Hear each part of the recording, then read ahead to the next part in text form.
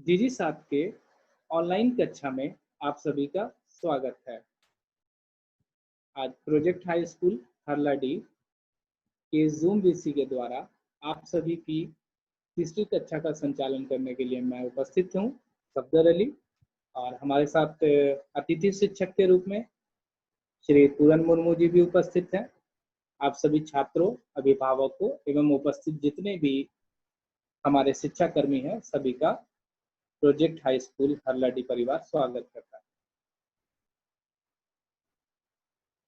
आज के विषय के रूप में पुनः अर्थशास्त्र का अध्याय विकास। हमने अभी तक थोड़ी देर पहले हमने विकास के बारे में जाना, विकास के बारे में समझा कि किसी देश के विकास किस प्रकार से किन चीज़ों पर निर्भर करता है। हमने जाना कि विभिन्न व्यक्तियों का विकास अलग अलग हो सकता है, उनकी सोच अलग अलग हो सकती है, परंतु जब हम किसी अर्थव्यवस्था के रूप में देश की बात करते हैं तो हम किसकी बात करते हैं कि सभी के सम्मिलित और सतत विकास की। जैसे हमने कक्षा की बात की थी तो सर्वांगीण विकास की। तो इसी प्रकार अब इस कक्षा में हम आगे बढ़ते हुए, इससे थोड़ा देर पहले हम लोगों ने रिवीजन किया था, इससे पहले की कक्षा में आज ही। अब हम अगले आय और अन्य मापदंड के बारे में पढ़ेंगे।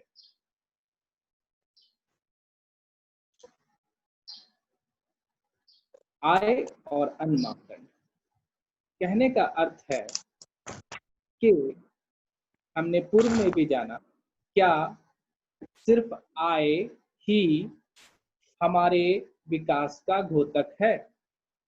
क्या उच्च आय वाले देश विकसित देश हैं और निम्न आय वाले या उनसे कम आय वाले देश अविकसित हैं? इस बारे में हम जानेंगे कि एकमात्र घोतक सिर्फ प्रति व्यक्ति आय है क्या, या फिर अन्य चीजें भी मायने रखती हैं। तो हमने अभी तक जो चीज जाना था इस कक्षा में कि जो हमारा वर्ल्ड बैंक है वो जो विकास का रिपोर्ट तैयार करता है वो किसी देश के प्रति व्यक्ति के आय को दर्शाता है।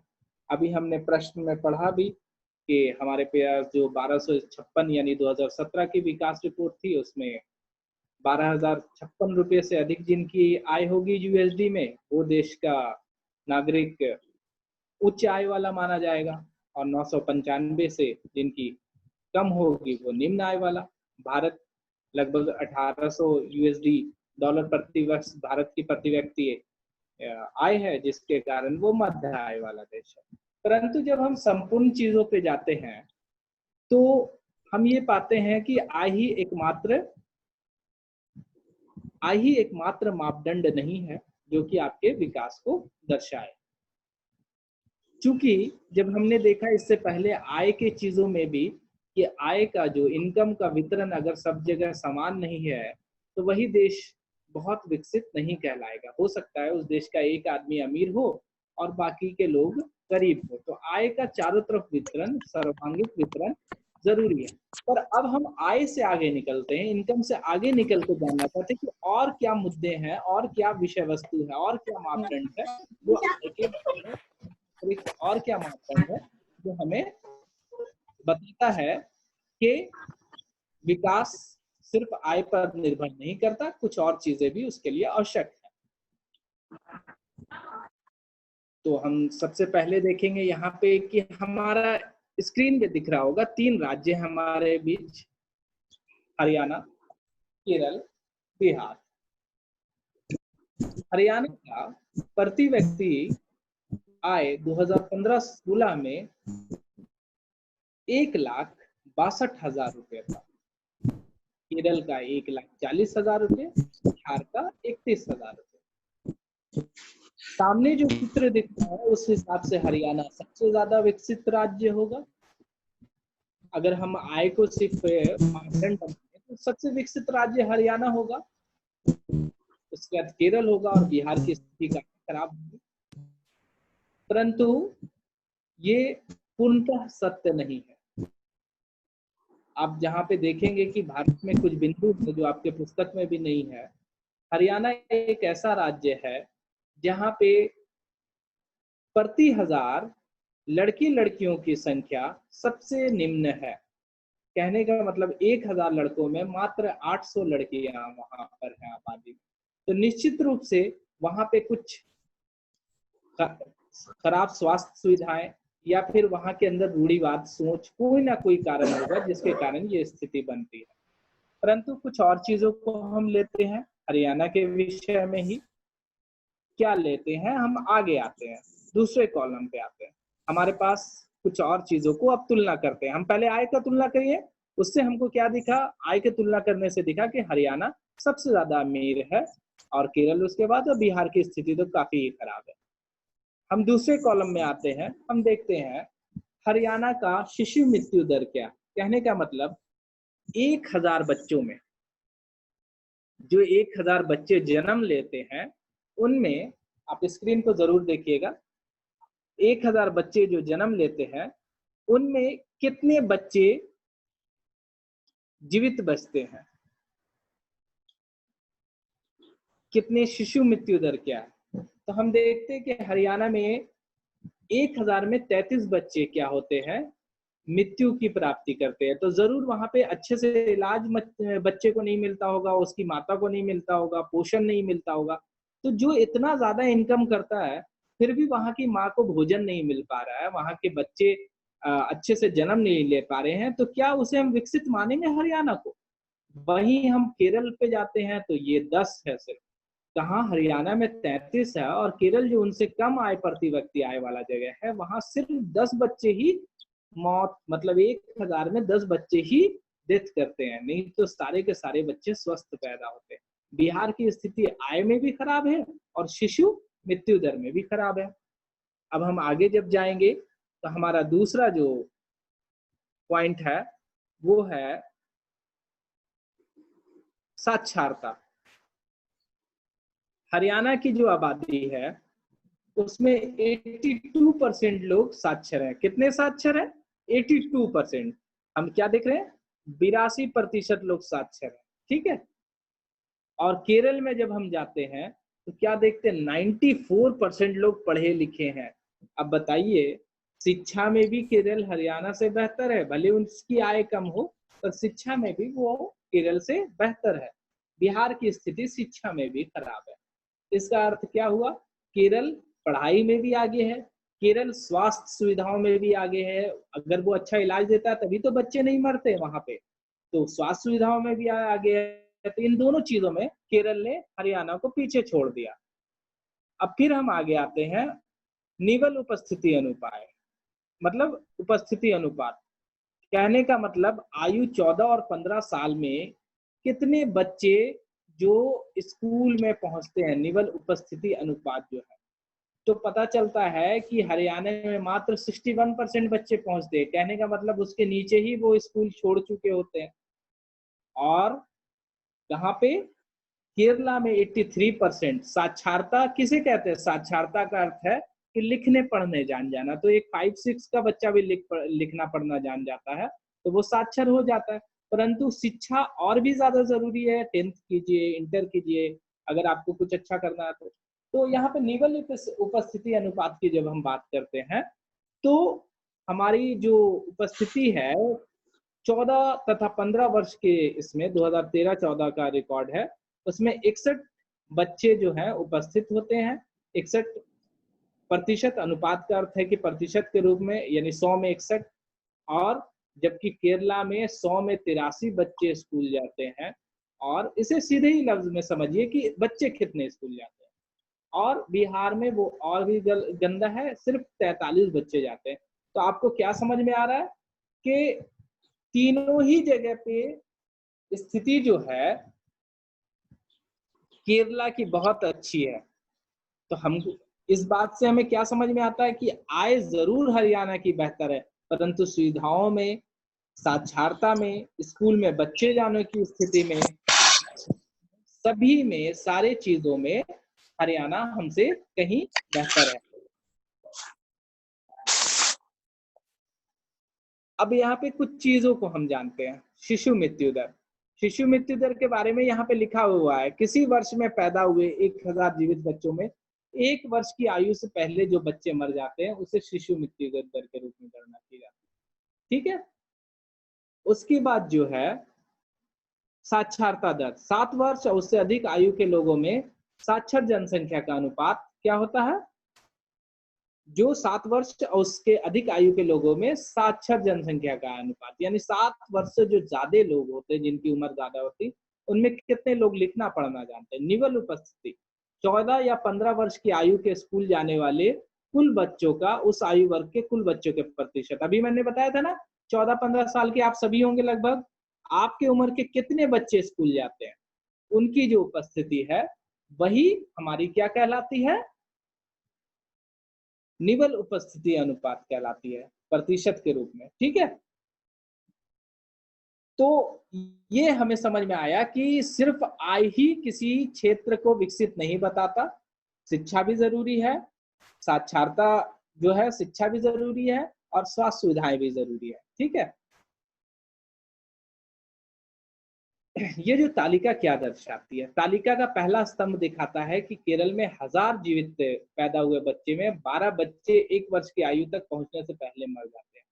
केरल में सिर्फ 12 बच्चे मरते हैं 1000 में, लेकिन हरियाणा में ये 36 था, जो केरल की तुलना में 2 गुना से ज्यादा है। केरल में जितने बच्चे मरते हैं उससे कहीं ज्यादा हरियाणा में, दुगना से भी ज्यादा बच्चे मरते हैं।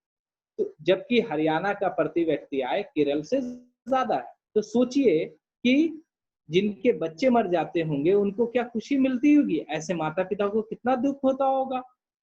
यह देखिए, ये आंकड़ा किस वर्ष का? 2016 का। आज हमारे आजादी के 70 साल बाद भी हमारे देश के शहर ऊंची ऊंची, मतलब बात हम करते हैं हमारे देश के बड़े बड़े शहर और ऊंची ऊंची इमारत खरीदने, शॉपिंग मॉल्स आ गए हैं, पर फिर भी इतने बच्चे मर रहे हैं। तो इससे क्या समझ में आता है कि समस्या शिशु मृत्यु दर पर समाप्त सिर्फ नहीं होती, उसके आगे भी जाते हैं। तालिका का अंतिम स्तंभ जो देखते हैं, बिहार के लगभग आधे बच्चे 8वीं के बाद स्कूल ही नहीं जाते। मतलब बिहार में जब शिक्षा की स्थिति पे आते हैं तो 46% बच्चे जो हैं वो उपस्थित होते हैं, मतलब कहने का मतलब 54% तो उपस्थित ही नहीं होते, स्कूल ही नहीं जाते। कितनी खराब स्थिति है। तो क्या बिहार को विकसित बनाने के लिए हमें वहां क्या चीज पे ध्यान देना पड़ेगा? शिक्षा पे। हरियाणा को भी हम विकसित नहीं बोल सकते। देखिए, वैश्विक रूप से भी हम जब बात करते हैं तो अमेरिका को विकसित देश बोलते हैं, यूरोपियन देशों को विकसित देश बोलते हैं, परंतु जब हम बात करते हैं दुबई की, बहरीन की, सऊदी अरबिया की, तो उन्हें अमीर देश बोलते हैं, रिच कंट्री बोलते हैं, डेवलप्ड कंट्री नहीं बोलते, रिच कंट्री, अमीर देश बोलते हैं। क्यों? क्योंकि उनके पास पैसा जरूर है, परंतु उनके पास उतनी सुविधाएं नहीं है, वो पैसों का उपयोग सही से नहीं कर पा रहे हैं। वो जरूर उनके प्रति व्यक्ति आय बहुत ज्यादा है, उनके पास तेल का पैसा बहुत ज्यादा है, परंतु उनके पास उतनी सुविधाएं नहीं है। तो इन सब चीजों से हमें क्या समझ में आता है कि जो हमारा देश है, हमारा जो देश है उसमें हर चीज का अलग अलग, हर राज्य का अलग अलग चीजों में अलग अलग पैमाना है जो उनके विकास का घोतक होता है। परंतु जब हम सारे पैमानों को एक साथ जोड़ते हैं तो हमें पता चलता है कि जो सतत विकास है, सर्वांगीण विकास है, उस रूप से केरल हमारे देश का सबसे विकसित जगह है, जबकि हरियाणा सबसे ज्यादा आय होने पे भी वो अन्य राज्यों से क्या होता है, पीछे हो जाता है। तो अभी इस विषय पे हमारे जो गेस्ट टीचर हैं श्री पूरन मुर्मू सर, वो भी हमारे बीच आएंगे और इसी विषय पे थोड़ा सा तुम्हारे बीच बात रखेंगे। तब तक मैं आपके जो आज के गेस्ट पेयर सर जो आने वाले हैं उनको मैं कोशिश करता हूँ जोड़ने का, तो इसी विषय पे।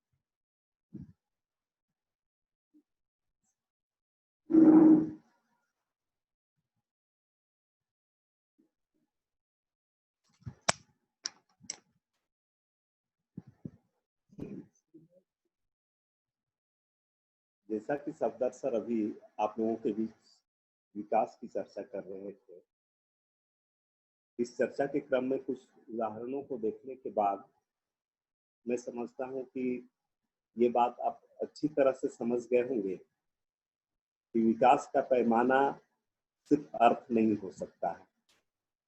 जैसा कि आप लोगों को सर ने बताया कि आर्थिक दृष्टिकोण से कोई भी राज्य या कोई भी देश अमीर हो सकता है, लेकिन सिर्फ आर्थिक दृष्टिकोण से अमीर होना उसके विकास या उसके विकसित होने का सूचक नहीं।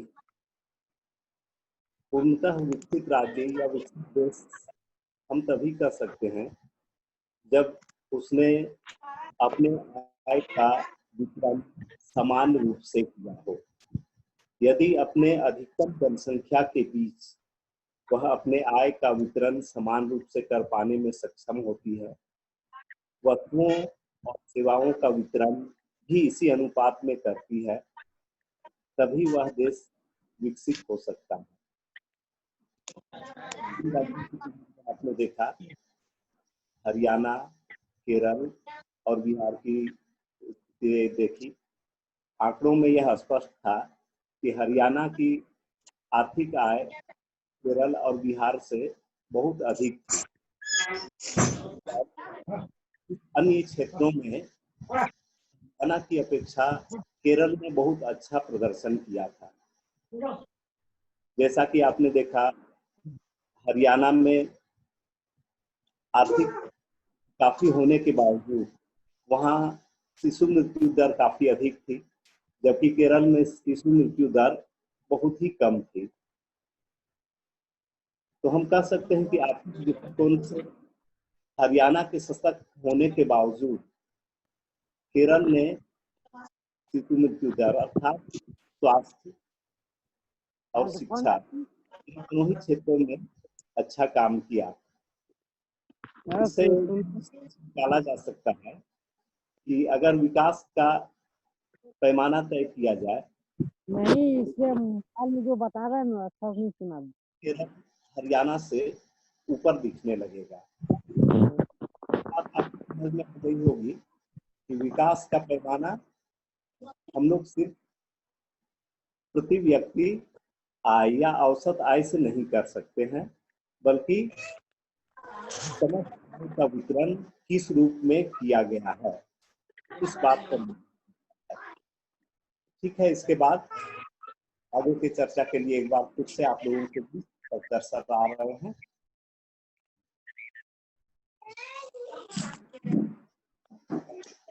तो आपने बहुत अच्छे शब्दों में सुना कि कई चीजें मैटर करती है, बहुत सारे बच्चे हमारे बीच जुड़े हुए हैं।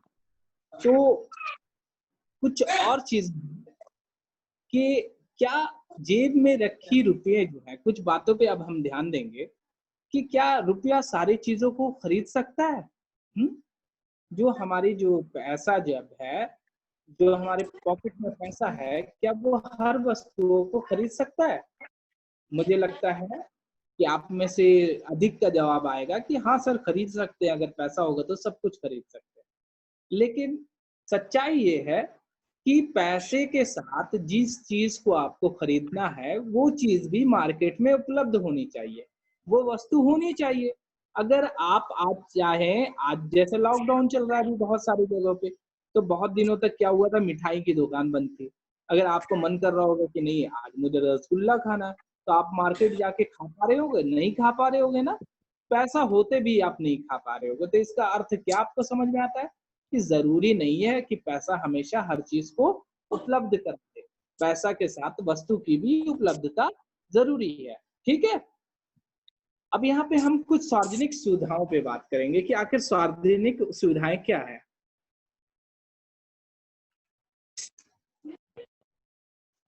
सार्वजनिक सुविधाओं का अर्थ है कि वो चीजें जो आप सभी लोग को मिलती हो, मतलब आराम से मिलती हो, सभी को मिलती हो। सार्वजनिक एक प्रकार का सरकारी, या फिर हम बोल सकते हैं कि ऐसा चीज जो सभी के लिए सर्वसुलभ हो। ठीक है, कहने का मतलब ऐसी भौतिक वस्तुएं जो सबको, सेवाएं जो सभी नागरिकों को बराबर रूप से मिलती हो। ठीक है, अब कहने का अर्थ है पीने का पानी, हवा, वो भी प्रदूषण मुक्त वातावरण, बिना मिलावट की दवाएं, और क्या, बहुत सारी ऐसी सुविधाएं हैं, सबको शिक्षा, स्वास्थ्य सुविधाएं, ठीक है, ये सारी जो चीजें हैं आपके क्या चीज के रूप में आता होगा, सभी के लिए आवश्यक होती है, ठीक है। हर लोग क्या चाहेंगे,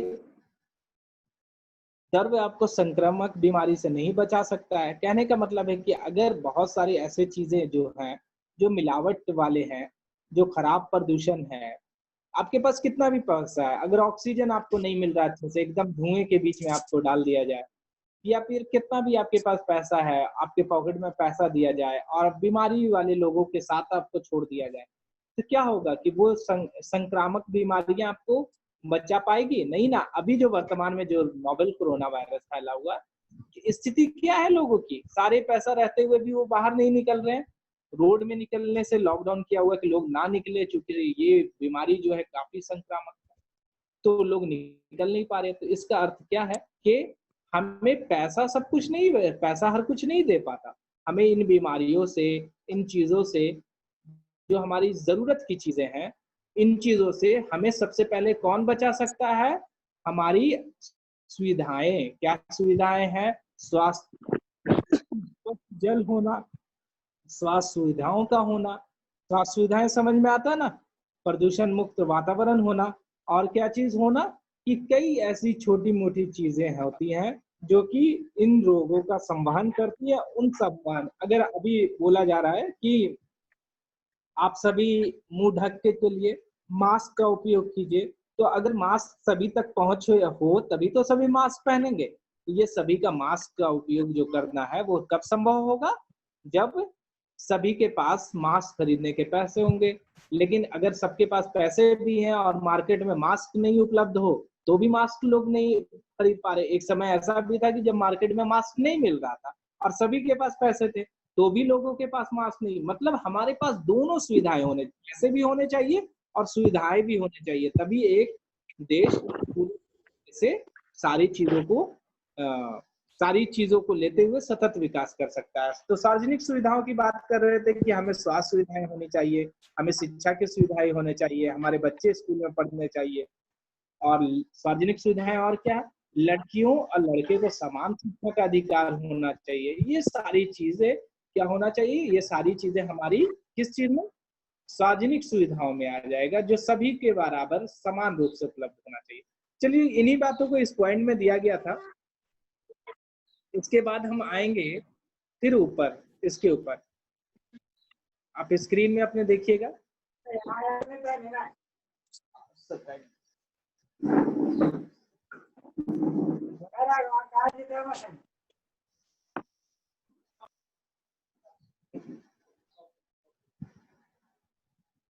तो आप सभी बच्चे देख रहे होंगे कि हमारे सामने सार्वजनिक सुविधाओं के बारे में बात किया गया। सार्वजनिक सुविधाओं में कुछ राज्य में सार्वजनिक वितरण प्रणाली होती है, जो आपको जरूरी चीजें जो है प्रदान करती है ना। आप सबको पता है ना कि जरूरी चीजें प्रदान करती है, जैसे कि सार्वजनिक वितरण प्रणाली। अभी जब पूरे देश में समस्या उत्पन्न जब हुई, तो लोग को खाने के लिए चावल का दिक्कत होने लगा। तो आपके यहाँ देखा गया होगा कि आपके यहाँ जो जन वितरण प्रणाली की दुकान है, जिसे आप बोलते हैं डीलर के पास जाना है, वो एक्चुअली जन वितरण प्रणाली की दुकान है। तो उन डीलर जो आपके होते हैं, उनके यहाँ आप लोग के लिए 2-3 महीने का चावल आके सरकार ने दे दिया कि भाई जो लॉकडाउन में फंसे हुए लोग हैं, काम नहीं कर पा रहे, तो उनके पास चावल, सबके पास चावल पहुंचे, सुलभ रूप से पहुंचे, ठीक है। तो ये जो जन वितरण प्रणाली की जो दुकान है, ये राज्य सरकार देती है, कुछ राज्यों में है, ठीक है। इसमें क्या किया जाता है? पोषण के लिए। क्यों ये किया जाता है? पोषण के रूप में इसका उपयोग किया जाता है। पोषण की, सभी को चावल मिले, कोई भूखे ना रहे, ठीक है। और किसी भी राज्य में पोषण के स्तर को बनाए रखने के लिए सार्वजनिक वितरण प्रणाली की दुकानें चलाई जाती है। और अभी हम वेलकम करेंगे हमारे जो जितेंद्र सर हैं, हमारे राज्य से हमारे बीच जितेंद्र सिंह सर जुड़े हैं। और एक बार मैं स्क्रीन को अभी नॉर्मल स्क्रीन मोड पे आता हूँ, ठीक है। और सर को आमंत्रित करूंगा, बाकी सभी को म्यूट करके। सर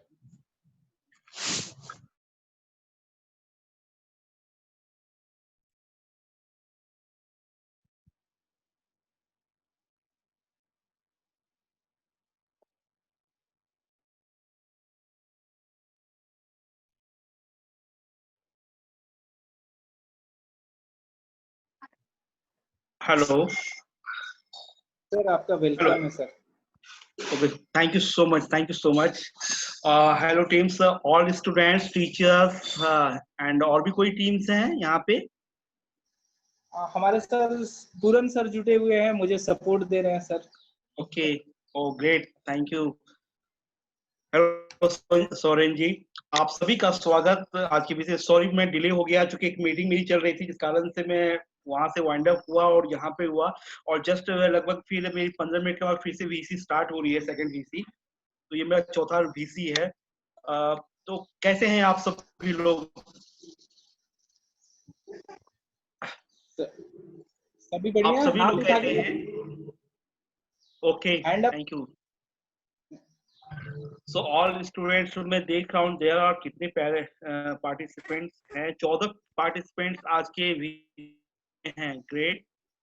ओके, सो प्रोजेक्ट हल्लाडी, अजय कुमार, जितेंद्र, काजल, सफदर अली। 9Z से कोई नंबर है? काइंडली जो नंबर्स आपने लिखा हुआ है 9Z वाली है, अपना नंबर लिख, उसमें नाम लिखे हैं तो पता चल जाएगा कि एग्जैक्ट कौन सा पर्सन है। देन आफ्टर अजय कुमार के बाद फिर कोई E6686 करके है, वो भी अपना नाम लिख दीजिए।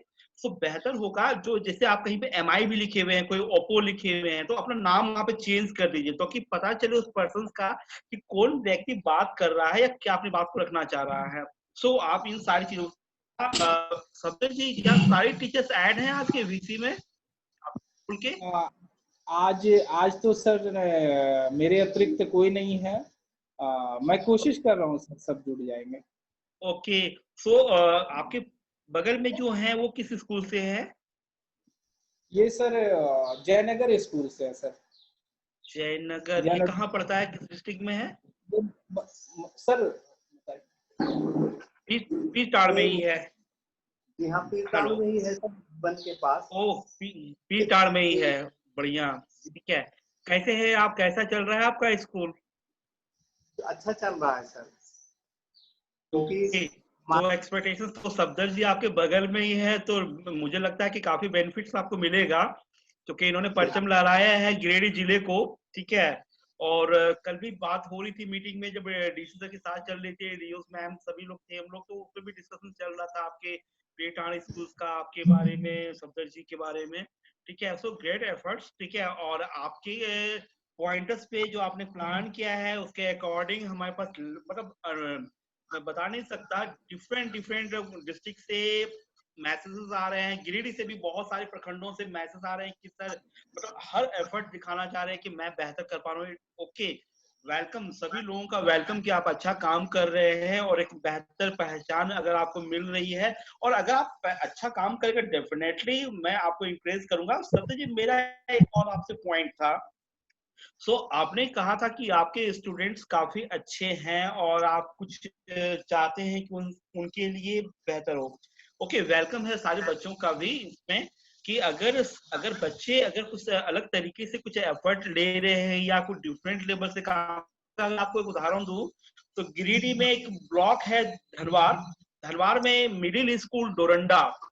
इस स्कूल में पवन कुमार यहाँ के HM है। मैंने देखा वहां पे कुछ बच्चों का वीडियोस हमने देखा है, तो बच्चे बहुत भावार्थ को, बहुत सारी चीजों को अपने से खुद से कर रहे हैं। मैंने कुछ सवाल भी उनसे डायरेक्टली मैंने टेलीफोनिक में बात किया था कल 2 बच्चे से, तो बहुत अच्छा रिस्पांस देखने को मिला। अगर हल्लाडी में अगर हमारे पास, अगर हमारे स्टूडेंट्स के पास वो कैपेबल है, नॉलेज रखते हैं, या अलग हटके कुछ अगर बेहतर होते हैं, तो आप मुझे बताइए, ठीक है। अगर आपके पास कुछ है तो मैं एक बात करना चाहूंगा। काजल कुमारी कोई है? काजल, काजल लाइन पे आइए। काजल, मेरी आवाज आपको मिल रही है? Yes sir. Okay, great. बेटा आप किस क्लास में हो? सर 9th क्लास में, अब की बार 10th क्लास जाएंगे। अभी आप 9th में हो, अब आने वाले दिनों में आप 10वीं कक्षा में आप जाएंगे। जी सर। ओके, सो काजल आप ये बताओ कैसा लगता है आपका स्कूल? सर बहुत अच्छा लगता है मुझे। किस मामले में आपको अच्छा लगता है? क्या ऐसी बात है सर हमारे जो आपके हल्लाड़ी में है और बाकी अन्य स्कूलों में नहीं है?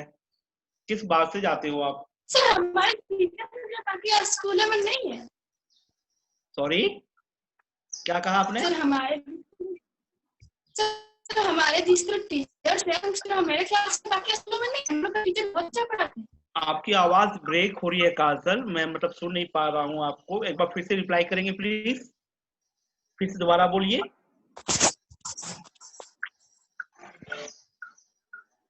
सर मेरी आवाज आ रहा है? यस यस, मैं सुन पा रहा हूँ, बताएं। टीचर्स हैं सर बहुत अच्छे हैं। मेरे ख्याल से मेरा स्कूल जैसे टीचर कहीं मतलब बाकी स्कूल में नहीं। मतलब आप ये कहना चाह रहे हैं कि आपके स्कूल में जो आपके जो टीचर्स हैं वो 1 मिनट, आपकी आवाज ब्रेक हो रही है। आपकी आवाज में जितेंद्र कुमार कोई है मेरे नाम का। Just wait Kajal, thank you so much for sharing. And second, मेरा ही नाम का एक बंदा वहां पे जितेंद्र कोई खड़ा है, तो जितेंद्र जी अपनी बात को रखेंगे। जितेंद्र कौन है आप, पहले अपना परिचय दें। Jitendra 2 now and first in मैं और सेकेंड 2। यस, तो जितेंद्र किस कौन है आप, नाम? मेरा नाम जितेंद्र पंडित है। किस क्लास में पढ़ते हो आप? 9th का दिए परीक्षा, उसके बाद 10th जाएंगे। ठीक है, एक चीज मैं आपको बता दूं, एक बात मैं आपको बता दूं जितेंद्र, देखिए आप जब वीसी में बैठते हैं ना तो हमारा सबसे इम्पोर्टेंट होता है ड्रेस कोड होता है, ठीक है ना। हर चीज की जो आपने सैंडो गंजी अब गंजी पहन के और आप वीसी में बैठे हुए इज नॉट मैच्योर्ड, ठीक है, ये सही नहीं है। आप ठीक है, आप घर पे ही हैं, लेकिन आप कम से कम एटलीस्ट शर्ट या टी शर्ट कुछ भी आप तो पहन लें, ठीक है। क्योंकि वीसी इसमें क्या होता है कि डायरेक्टली आप नहीं होते, आपके साथ और भी बहुत सारे लोग होते हैं, शिक्षक होते हैं, बच्चे होते हैं, आपके दोस्त भाई बहन सभी होते हैं।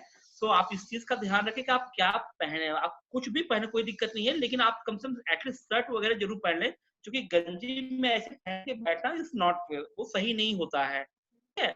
क्योंकि हमारी सारी चीजें आपको पता भी होना चाहिए कि ये सारी चीजें रिकॉर्डिंग भी होती है, आपकी सारी बातें आप। और आपको मैं बता दूं कि पीटान ये स्कूल पहला, ये दूसरा स्कूल है जहाँ पे आपको जूम के माध्यम से पढ़ाई हो रही है, बहुत बड़ी बात है। इन स्कूलों में अगर पढ़ाई हो रही है, आपके टीचर्स आपको इतना अच्छा सपोर्ट कर रहे हैं, ये बहुत बड़ी बात है।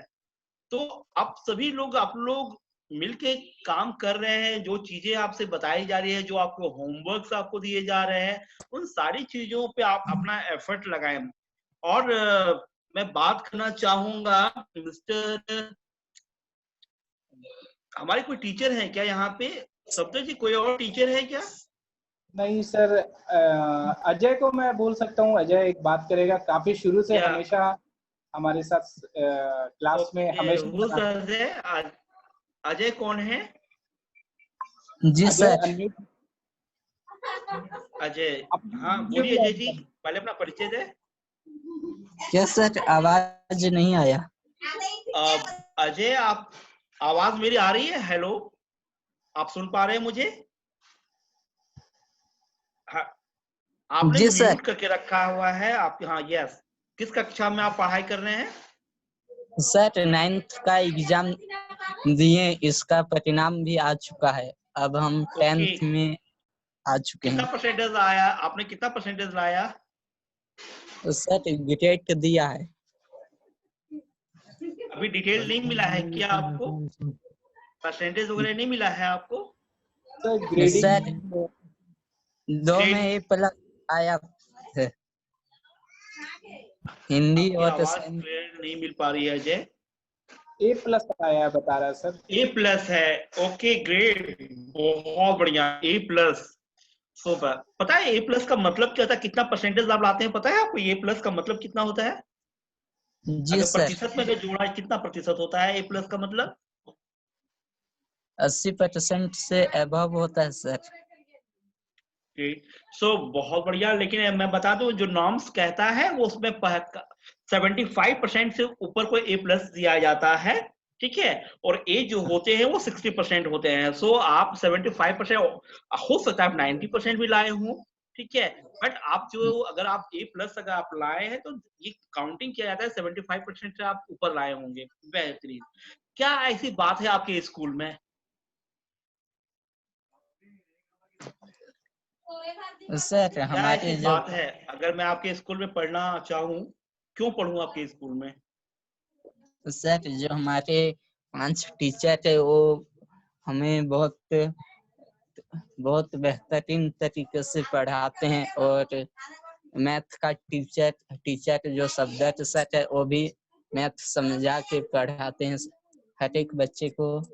इसके बाद साइंस टीचर है मोदक सर, वो भी हमें समझाते हैं। अच्छा, तो आपको मतलब लगता है कि जो समझाते हैं वो टीचर, क्यों दूसरे स्कूल में नहीं समझाते हैं क्या टीचर? नहीं सर, सभी सर समझाते हैं, पर मैथ और साइंस सर जो आपके टीचर्स को प्राइज मिला है, पता है आपको? अवार्ड मिला है। जी क्यों सर। मिला उनको? क्यों मिला? सर डीजी साहब के प्रोग्राम में बेहतरीन डीजी प्रदर्शन करने। साथ, ओह ग्रेट। तो क्या ये डीजी साथ क्या है? जी सर। ये डीजी साथ क्या है? ये नया वर्ड मैं सुन रहा हूँ, डीजी साथ। क्या है ये डीजी साथ? सर डीजी साथ जब विश्व में लॉकडाउन हुआ तो झारखंड गवर्नमेंट ने डीजी साथ का निर्माण किया, जिसके वजह से स्टूडेंट अभी ऑनलाइन पढ़ाई कर सकते हैं। अरे वाह, ग्रेट यार। सर सॉरी बढ़िया। सर, मैं इंटरप्ट करना चाहूंगा, ये हमारा लास्ट मिनट चल रहा है सर ये क्लास का, और शायद ये ओहो। क्लास खत्म। और thank you very much sir, 40 minutes का टाइम पीरियड होता है। Okay okay, yes yes sir, 35 minutes. मैं भी टाइम में खो गया, ये बच्चों के सवालों में मैं खो गया, ठीक है। तो मैं एक्चुअली मैं ऑलरेडी मैं डिले था, ठीक है। So thank you so much all students, ठीक है, thank you. Thank you thank you everyone.